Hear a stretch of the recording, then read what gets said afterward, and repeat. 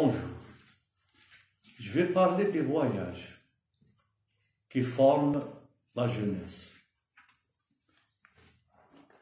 Depuis que l'homme existe sur Terre, il voyage à la recherche de son gagne-pain et en quête aussi de connaissances avec ses semblables et de celle de la vie.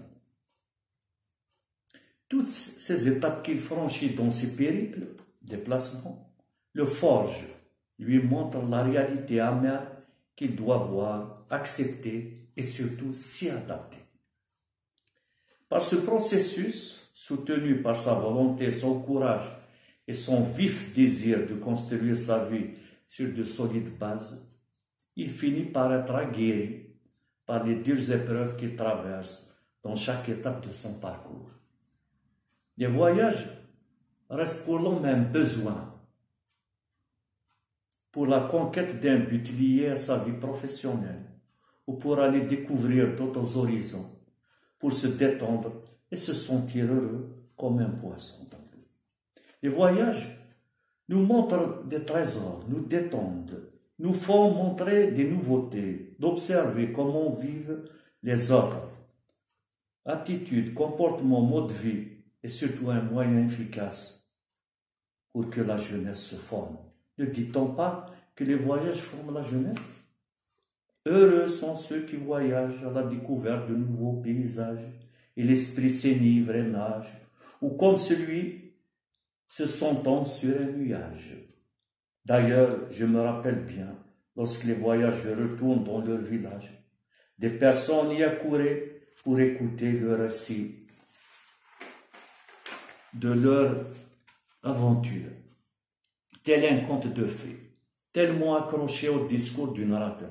On s'efforçait d'imaginer ces endroits merveilleux visités, les traverser, la rencontre avec d'autres, ici d'une nationalité différente. Ces moments prennent toujours place dans ma mémoire.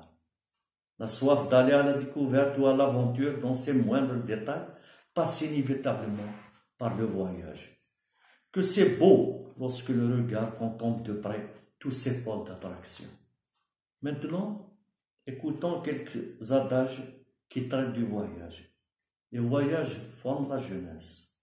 Quiconque veut aller loin ménage sa monture. Voyager, c'est vouloir avancer et améliorer sa vie ou s'améliorer dans la vie. Il voyage là où son pain l'appelle. Voyager, c'est avoir le goût du risque, de l'aventure. Voyager est une thérapie par laquelle on brise le cycle routinier pour un nouveau souffle. La vie des poètes et écrivains maintenant. Joachim du Bellay, heureux qui comme Ulysse a fait un beau voyage, ou comme celui-là qui conquit la toison, et puis son nez retourné plein d'usage et raison, vivant par ses parents le reste de son âge.